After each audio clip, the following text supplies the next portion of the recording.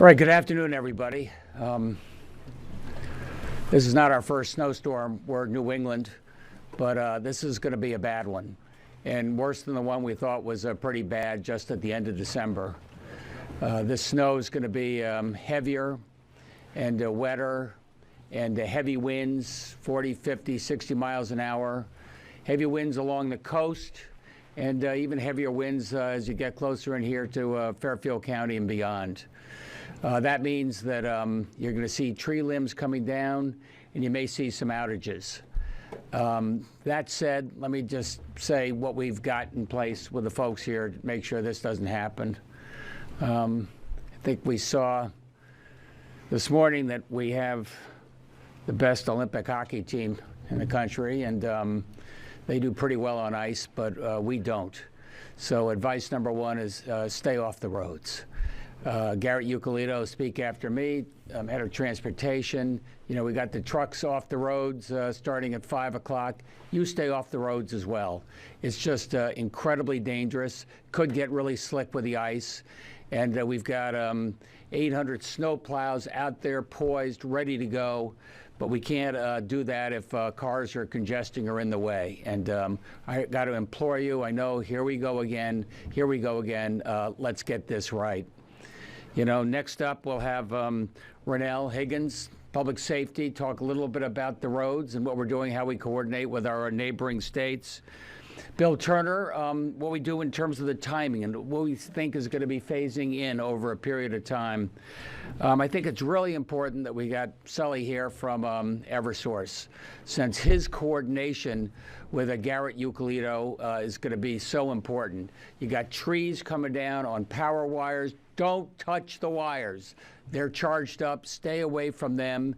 Eversource has got to be able to get there. They got to be able to show that the wire has been de-energized so that Garrett and his team can get the trees off and we can get your power turned back on.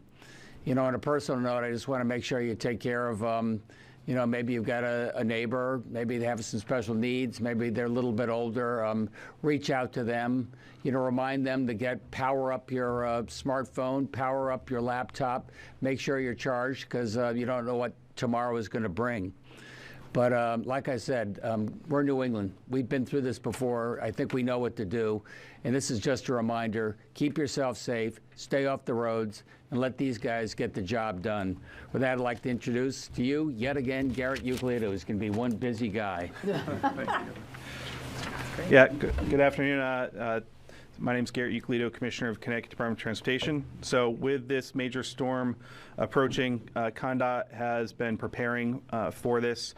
We had crews out actually last night and this morning for some quick snow that came through, but they got a little break and they're being called in now. We have about 650 plow trucks ready and repaired, ready to work, 900 drivers plus a couple hundred contractors that are ready to assist us throughout the course of the storm. We have fuel, salt, and materials all fully stocked and ready to go. So as the governor mentioned, this is a different storm than we had several weeks ago. This, instead of the light, fluffy snow that was much easier to clear for our plows, this is going to be wet, heavy snow that is going to take a long time for us to move through the storm and clear it from the roads. So we are asking people to be the safest place possible during this course of the storm, which is to stay home. If you absolutely have to travel, please be prepared. Pack your car with the essential supplies you need. I'm sure you'll hear that from the other speakers. But the most important thing is never try to pass or crowd one of the plow trucks. They have limited visibility. They go very slow, but they have to keep moving. So please don't crowd the plow truck.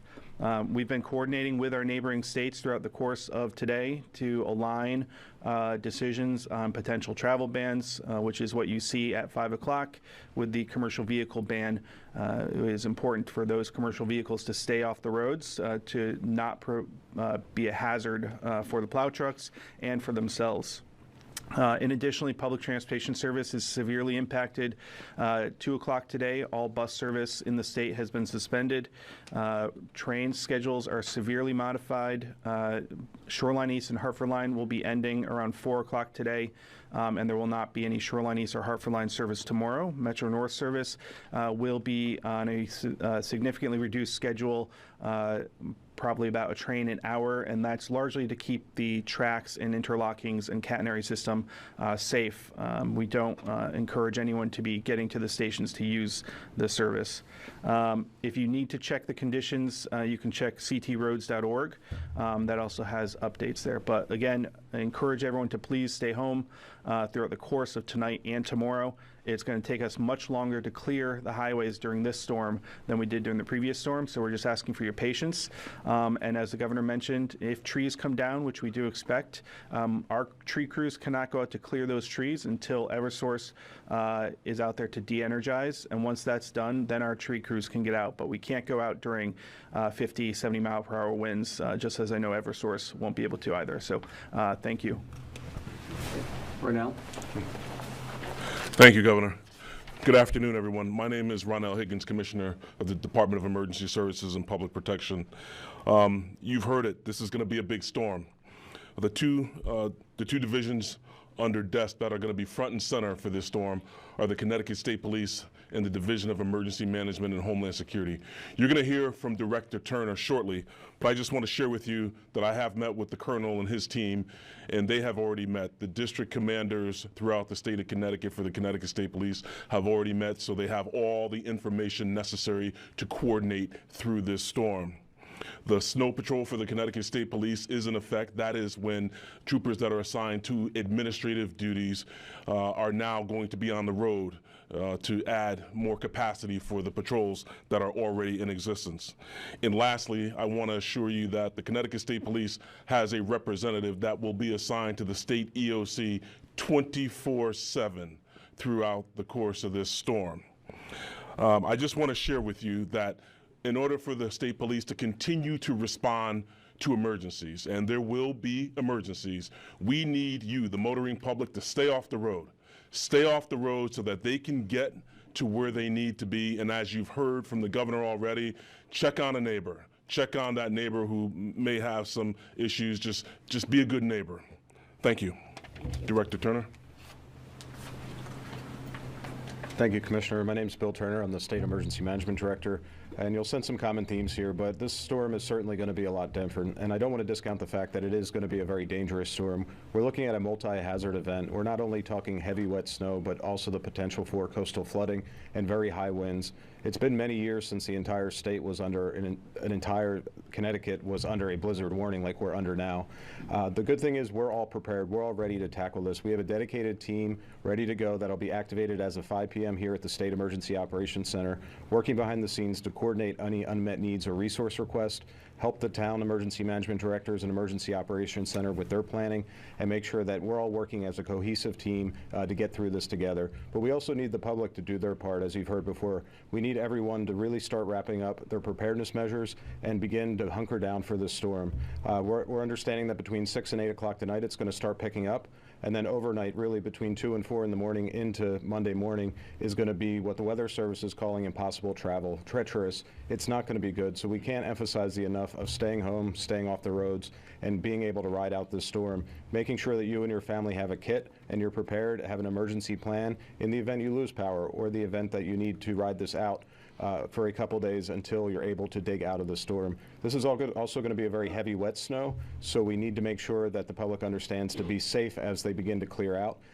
Take breaks, stay hydrated, and use caution. If you're not feeling well, you should not be out shoveling. We all need to look out for each other, and we'll be able to get through this together by doing so. As mentioned, check on your neighbors, and we're going to be here ready to support with any of those unmet needs 24/7 until the storm clears. We also encourage the public to please stay informed through CT Alert or local emergency notification system. Sign up to get those alerts. If there are instructions that need to be communicated out, that would be the platform that we would use to share that information. Next up, I will invite our State Fire Marshal, Lori Volkert. Thank you. Good afternoon. Thank you, Governor, for the opportunity to speak today.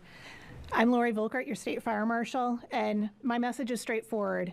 When a major blizzard is approaching, fire safety must be part of your plan. Severe weather increases the risk of residential fires, carbon monoxide incidents, and heating-related emergencies. When temperatures drop and power outages occur, people turn to alternative heat sources. So we need to work hard to prevent these from turning into tragedies. First up, heating safety. If you're using space heaters, make sure and keep them 3 feet away from anything that could catch fire. Plug them directly into walls and don't use extension cords or power strips to power them. And be sure to turn those space heaters off when you leave the room or go to sleep. If you're using a fireplace or wood stove, make sure you dispose of ashes appropriately in a metal container with a tight-fitting lid and keep that container outside and away from your home. We've already seen a number of fires in the state this winter due to the improper disposal of ash. Make sure you're doing so safely. Next up, generators and carbon monoxide safety. If you lose power and need to run your generator, make sure you do so outside and keep it at least 20 feet away from your home. Never use it inside or in an enclosed porch. Do not plug your generator directly into your home unless you have a transfer switch that was installed by a licensed electrician. You don't want to backfeed into the grid and put the linemen at risk. Only use heavy-duty extension cords that are rated for outdoor use to plug appliances into your generators. And if you lose power, use flashlights or battery-operated lights to reduce your fire risk. If you do use candles, make sure they're not near anything that could catch fire and keep them out of reach of kids and pets. Make sure that you've got working smoke alarms and carbon monoxide alarms. If any of them are chirping, this is the time to change those batteries. Those batteries may keep them working if you lose power. Never use your stovetop to heat your home, and never use outside grills or propane heaters indoors. These could cause dangerous carbon monoxide buildup. Third, access and emergency response. Keep your furnace, heating, and dryer vents clear of snow. This will keep the carbon monoxide from building up in your home. Also, keep all of the exits from your home clear all the way out to the street or sidewalk. This will help you get out, and it will also help responders get to you safely if you have an emergency. Once we start clearing the snow tomorrow, keep it away from fire hydrants. If you have a hydrant in your neighborhood, take a few extra minutes to shovel 3 feet all the way around the hydrant, and that will help your firefighters out quite a bit. As everyone has said, check on your elderly neighbors and anyone who may need assistance. Community awareness can save lives. Throughout this storm, the State Fire Marshal's Office will continue to coordinate with local fire departments and emergency management officials across the state. For the most current fire safety information, you can follow Fire Safe CT on social media, and I encourage you to follow your local fire department and town government on social media for real-time, community-specific updates. Blizzards are dangerous, but most fire-related emergencies are preventable. So make a plan and prepare now. Heat your home safely, use your generator safely, and test your alarms. Let's make it through this storm safely together. Thank you. Next up, Steve. Thanks, Larry. Good afternoon. Steve Sullivan. I'm responsible for electric operations across Connecticut for Eversource. Like your weather forecasters, we've been tracking the storm for over a week. Yesterday, the models came into agreement, and unfortunately, they really came into agreement on a higher-end event. So we really do expect a long-duration, heavy snow, high-wind event, and those conditions are highly likely to bring numerous trees down onto our system and causing outages. So given all that background, we activated our emergency response plan today. This afternoon and overnight, all of our line workers will be available to respond. And today, we've brought in a very large contingent of external contractors with the intent that they will be able to work tomorrow. Now, travel conditions, as you've heard, are going to be very difficult. And as Commissioner Echolito pointed out, with these high winds, our crews really can't go 40, 50 feet up in the air into their buckets until those winds die down. So really, tonight and most of the day tomorrow, our focus will be on fire and police safety incidents, including blocked roads. That's where we'll be putting our efforts and our crews. And it really will be Tuesday before we're going to be starting to make significant progress on restoration. So even with this robust workforce that we've assembled, this is likely to be a multi-day restoration event. We understand how frustrating it is for our customers to go without power. Our line workers, electricians, and support staff, we live in Connecticut. We're going through the same experience as our customers, but we commit to working around the clock until every last customer is restored and restored safely. So with that, over to Lieutenant Governor. Good afternoon. I feel like it wasn't that long ago when we were all together to get ready to prepare for a storm. But this storm that we are facing is going to be a lot worse. It's a blizzard, so there are going to be very high winds. It's going to be extremely cold.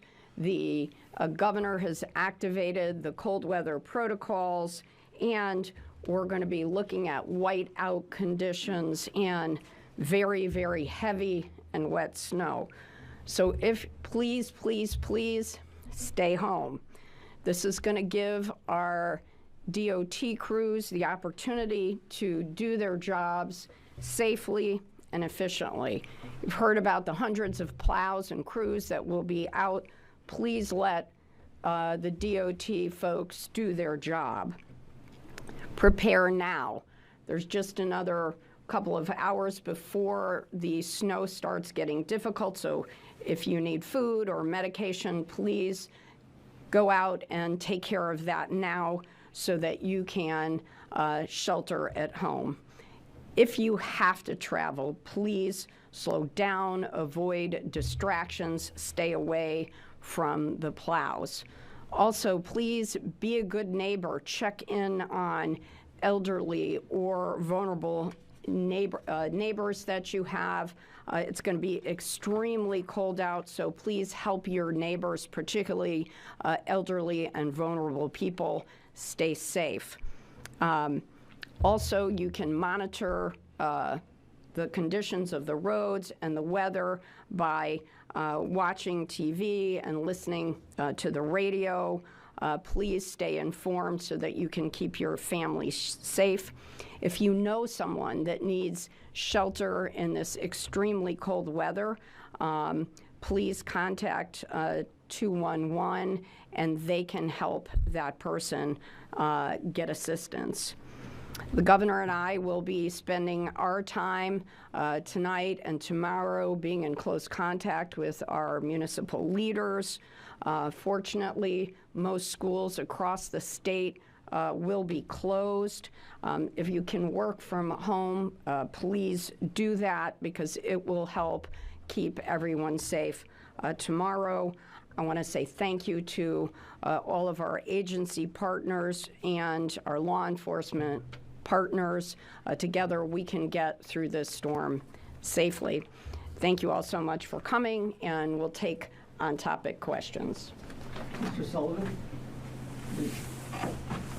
Based on past practice, we understand that the utilities have a scale in which they evaluate or try to project losses. Can you give us a little bit more detail as to how this storm has been categorized and what are the expectations given wind and the heaviness of the snow for the extent of outages you might expect? Yeah, so we do expect this to be a significant event. You know, obviously, assuming the forecast, the weather actualizes as is currently forecast, will be a significant event. And we have a tiered emergency response plan, and we're into our what we call our level 4. So at that, we would expect several 100,000 customers could be without power in a 2 to 6 day restoration, multi-day restoration event. And how high do those tiers go? I can't recall. Well, it starts at 5 and it goes to 1. We never want to have a 1. So. How many personnel do you have? You said all linemen plus contractors? Sure. So if you take our internal line workers plus all the contractors that we're bringing in, then we have a large number of service crews. These crews work on the last wire from the pole into your home, electricians that switch on our system, damage assessors, wire guards. Our field force will be well over 1,000 crews for this event. They and their support staffs work 16-hour shifts, and we stagger those shifts so that we always have crews around the clock and we're able to respond. And primarily, as I said at the very beginning, we're on those fire and police events, blocked roads. We work very closely with the state and the cities and towns. And as then we transitioned into restoration, we work very closely with the state, the cities, and the towns on their critical facilities. So hospitals, police stations, fire stations, just working our way down that list. Then we transition to kind of more outages, I would call. And then we're very rigorous about following largest outage and just working our way down that list to the smallest outage. We found that's the fastest and most equitable way to restore all of our customers. Thank you. Governor, I assume you invited a representative from United Illuminating. Can you explain why they're not represented here? They're coming. I can touch on that. No. Go ahead, Bill. Yeah, as part of our State Emergency Operations Center, as I mentioned, we'll go activate it at 5 p.m., so they'll have a representative here, Avangrid United Illuminating, starting at 5 p.m. And just to touch on what Steve, President Sullivan said from Eversource, we have a whole plan around energy restoration and prioritization. All the towns that have Eversource customers have a direct link, and it's called a municipal hub, into Eversource's system to be able to coordinate directly and put tickets in to begin to open up and get restoration and open up those roads. We have also a Make Safe protocol where we've all trained from looking at past incidents and lessons learned on how we're all going to work together to prioritize roads and get them open and get the power on as quickly as possible. But as mentioned, the winds, the factors here are going to make it very difficult. It's going to take time, and we just ask that everyone try to be as patient as possible as the crews are out there working to try to get the power back on. So. Director Turner, could you talk a little bit more about the timing of this event, when things are starting, when they're intensifying, and when we're on the loose? Yeah, it sounds like we're going to be looking around between 6 and 8 tonight. It's going to start, the snow's going to start picking up, but really overnight, somewhere between 2 and 4 a.m. into mid to late morning, is going to really when it's going to be those treacherous, impossible travel conditions. But the winds and the snow won't really taper off until tomorrow afternoon or early evening. So it's really going to be a long duration event that we're going to be faced with here. But nonetheless, we have plans and procedures in place to be able to get through it and recover from it. So. Thanks. Mm-hmm. Commissioner Euclid, do you have a sense, given Eversource said 2 to 6 days of the restoration process, how long it could take to even just get to the cleanup phase in terms of snow removal? No, I mean, it depends on the actual conditions of the type of snow. Our crews won't go home until the job's done, so they're being called in now. They'll stay on duty until essentially, all the roads are passable, and then we'll move into, removal of snow. So first we clear and get it down to bare pavement, which, sounds like, based on the forecast, it could go well into Monday evening to have that in some places, and then they'll switch to a snow removal phase. As we saw during the last storm, the shoulders, the medians, all need to be cleared to remove that snow. So. Well, Connecticut State Police, if somebody gets in an accident, slides off the road, do they get pulled out? Do they just get evacuated out? Or I don't know who wants to discuss. Is it something where you call state police, you just take information and keep moving on? What are the protocols? Yeah, if someone goes off the road, we encourage you to call 911. That is an emergency that we'll respond to. As you've heard, this is going to be a big storm. There's going to be a point in time where response times are going to be delayed. We're going to have, based on the visibility, the snow cover, there's going to be debris in the roadway. So we have to alert the public that, as you're if you have an emergency and you're driving, which we recommend that everyone stays home, but if you're out there and you absolutely have to drive, know that there's debris out there that could impede your ability to get to where you're going. That's going to be the same obstacles that we have to get around. You also, at some point in time, the tow trucks, we rely on them. We don't have our own tow truck, so. Make sure call us. The troopers are out there. We're ready to respond 24 hours a day, 7 days a week, regardless of the weather conditions. But keep in mind there will be some significant delays in response times as this storm picks up. Maybe for Garrett, what goes into the sorry, Commissioner, what goes into the decision for the commercial travel ban, and are all our neighboring states doing the same thing? Yeah, so we really look at the forecast that were provided by our state partners, and those high winds and the intensity rate of the snowfall makes it, those large commercial vehicles are extremely risky to have on the road during high wind events, and especially with 1, 2, like when you hit 2 to 3 inches of snow per hour, those vehicles, if they jackknife, can block the entire road. When that happens, our plows can't get through. If we stop plowing, that's the worst possible scenario. We need to be constantly moving and constantly putting traffic over that roadway and constantly using the plows, because if we stop, it accumulates, and then it's going to be like trying to move an iceberg with our plows. And that's what we want to avoid. That's why Rhode Island, Massachusetts, and us all are doing the same thing for a commercial vehicle ban. New York is doing a modified version because they're a much larger state. They have different needs across their state. They are doing right lane travel only for their commercial vehicles, but and I believe some of the other counties and cities in New York are doing a complete travel ban. Yep. Commissioner Euclid, what's the snowfall rate that the plows can keep up with? Anything more would be considered? So we'll, no matter what it is, we keep moving. When it gets like 2, 2.5, we can't keep up with it because a long duration event, our crews are eventually going to have to take a rest break, and we stagger those over time. So we have 900 drivers, 200 contractors. They can go up to 17 hours before taking a break, but we make sure to stagger that so there's always crews out there. But once you get over 2 inches per hour, it's by the time they come through and do their next pass on the roadway, it's accumulated again. So. And I've heard this before, but this looks like a pretty bad one, probably the worst storm we've seen since 2013. I just urge everybody out there, give these guys the room and the time they need to get the job done. I think you've heard the risk there is in terms of plowing, trees down, checking electrification of the wires, getting things back up. Been through this before. I know how frustrating this can be after a day or so. I know there's a temptation to get out there. Give them the room and the time to get the job done. That's what we're asking you. These guys know what they're doing. We're going to get it done. Somebody who's gotten it done for well over a generation is Paul Rizzo. And thanks. His going away president is worst storm since 2013. He was there for that. He'll be there as a guidance for us in this one. And he's done this for many, many years. And we're so appreciative, Paul.